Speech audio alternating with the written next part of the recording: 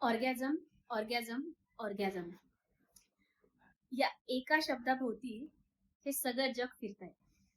अगदी या पृथ्वीवरच्या एखाद्या मोठ्या संतापासून, म्हणजे संत किंवा हे जे मोठे ज्याला आपण तपस्वी वगैरे म्हणतो, साधू संत वगैरे, त्यांच्यापासून ते दुर्दैवाने अगदी एखाद्या दहशतवाद्यापर्यंत प्रत्येक व्यक्ती त्याच्या आयुष्यात फक्त या एका शब्दाभोवती फिरत असतो. साध्या सोप्या भाषेत सांगायचं झालं तर ऑर्गॅझम या शब्दाला आपल्याकडे समाधान किंवा सॅटिस्फॅक्शन असं म्हणतात.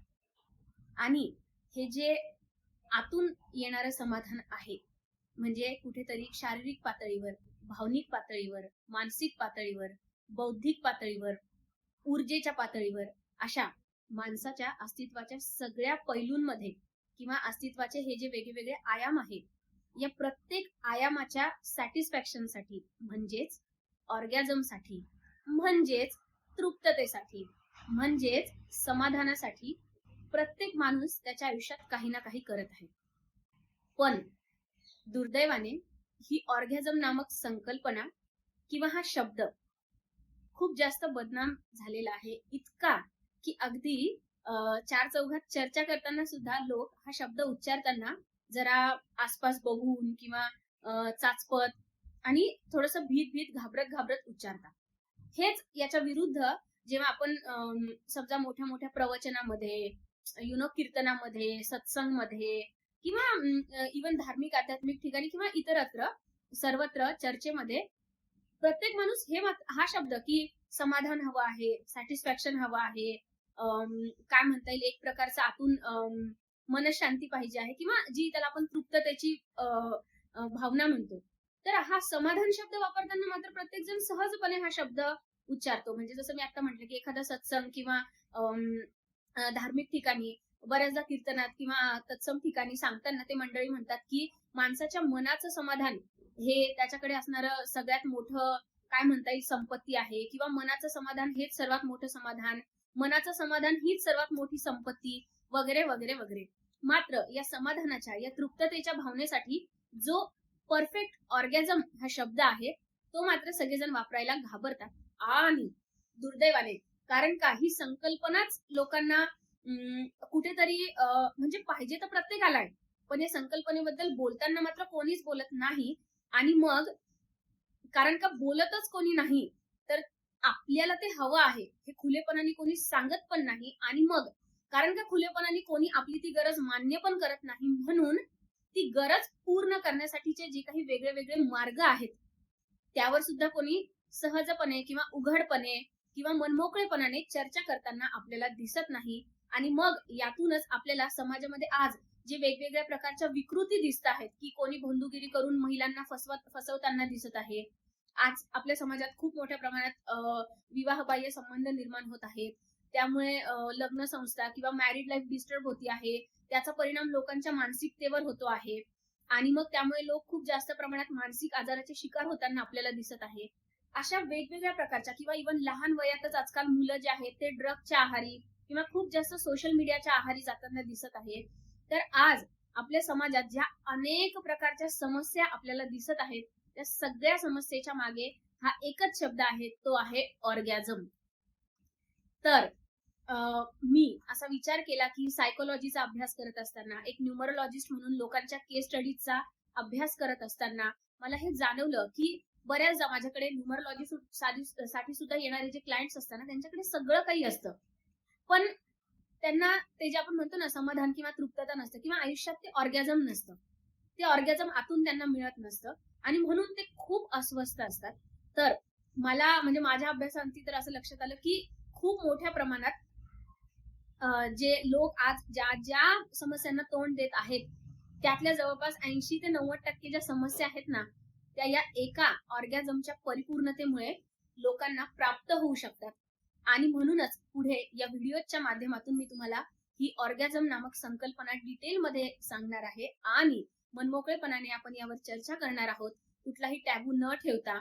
आणि हे ऑर्गॅझम प्राप्त करण्याचे जे अनेक वेगवेगळे मार्ग आहेत ते पण मी तुम्हाला सांगणार आहे. दुर्दैवाने ही जी ऑर्गॅझम नामक संकल्पना आहे ती फक्त सेक्स या गोष्टीद्वारे मिळते, असा आपल्याकडे एक लोकांच्या मनात समज आहे. आणि कारण का भारतासारख्या बंदिस्त समाज व्यवस्था असणाऱ्या समाजामध्ये ही गोष्ट प्रत्येकाला तेवढी सहजासहजी उपलब्ध होत नाही. अगदी म्हणजे अनमॅरिड लोकांचं तर सोडूनच द्या, इव्हन मॅरिड कपल्सला सुद्धा ही सोय जी आहे ती सहजासहजी उपलब्ध होत नाही. इतका बंदिस्त आपला भारतीय समाज आणि समाजाच्या संकल्पना आणि समाजाचे विचार आहेत. अशा वेळी ऑर्गॅझम मिळण्यासाठी सेक्स हेच एकमेव माध्यम आहे का? तर नाही.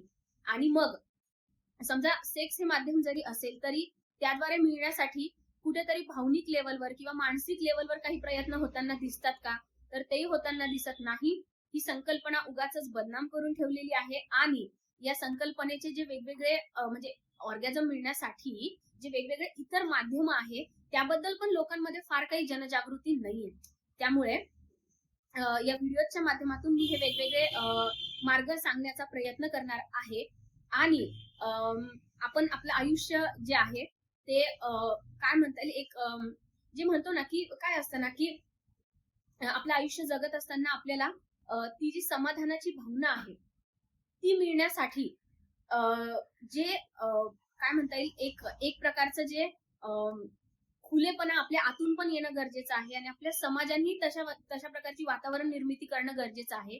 तर तीच वातावरण निर्मिती होण्याच्या दृष्टीने विशेषतः खास करून माझे हे जे व्हिडिओज आहेत जे मी इथून पुढे तुमच्या सगळ्यांशी व्हिडिओच्या माध्यमातून जे काही शेअर करणार आहे ते खास करून माझ्या सर्व मैत्रिणींसाठी म्हणजेच महिला वर्गासाठी आहेत. कारण का महिला आणि त्यांच्या गरजा याविषयी आपल्याकडे फार मनमोकळेपणाने कोणी बोलत नाही. आणि म्हणजे काय म्हणता येईल ऑर्गॅझम ही महिलेची गरज म्हणजेच सेक्स ही जी गोष्ट आहे तर हिला एकतर बदनाम करणं.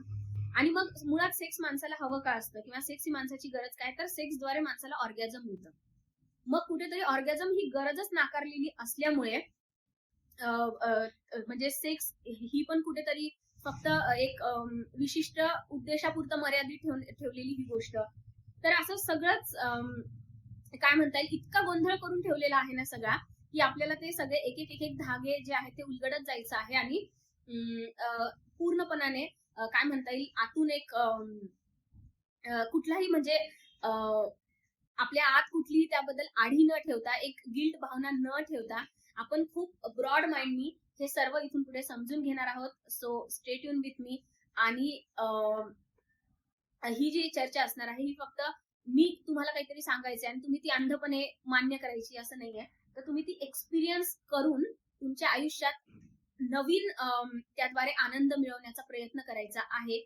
या व्हिडिओ सिरीजच्या माध्यमातून आपण ऑर्गॅझम प्राप्त करण्याचे वेगवेगळे जे माध्यम आहेत ते बघणार आहोत. आणि ते अगदी सहज सोपे मार्ग जे आहेत ते आपण बघणार आहोत. की नॉट नेसेसरीली त्यासाठी तुम्हाला पार्टनरची गरज आहे. म्हणजेच काय तर बेसिकली मला हे सगळं सांगण्याचा उद्देश हा की ऑर्गॅझम प्राप्त करण्यासाठी सेक्स हा एक मार्ग आहे पण तो एकमेव मार्ग नाही. मी परत एकदा सांगते, ऑर्गॅझम प्राप्त करण्यासाठी सेक्स हे एक माध्यम आहे पण ते एकमेव माध्यम नाही. त्या व्यतिरिक्त अजूनही असे बरेच माध्यम आहेत, अजूनही असे बरेच सोर्सेस आहेत की ज्याद्वारे आपण ऑर्गॅझम प्राप्त करू शकतो आणि आपलं आयुष्य अजून जास्त सुंदर करू शकतो.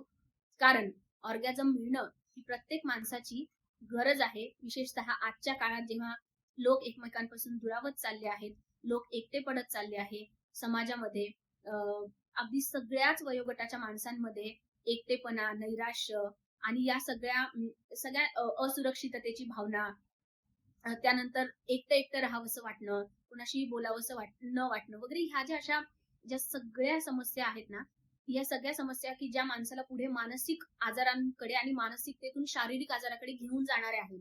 तर हे जे सगळं दृष्टचक्र आहे ना, तर हे सगळं दृष्टचक्र आपल्याला भेदायचं आहे या माहितीच्या आधारे, जी की पूर्णपणे सायंटिफिक आहे. यामध्ये कुठलंही काय म्हणता येईल वल्गरपणा नाहीये, काही अश्लीलता नाहीये.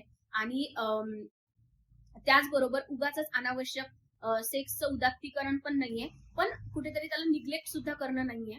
तर जेवढी तिची गरज आहे त्या गरजेपुरतं त्याला महत्व आणि मान्यता देणं आहे. तर पुढच्या भागांमध्ये आपण डिटेलमध्ये हे सगळं बघूया.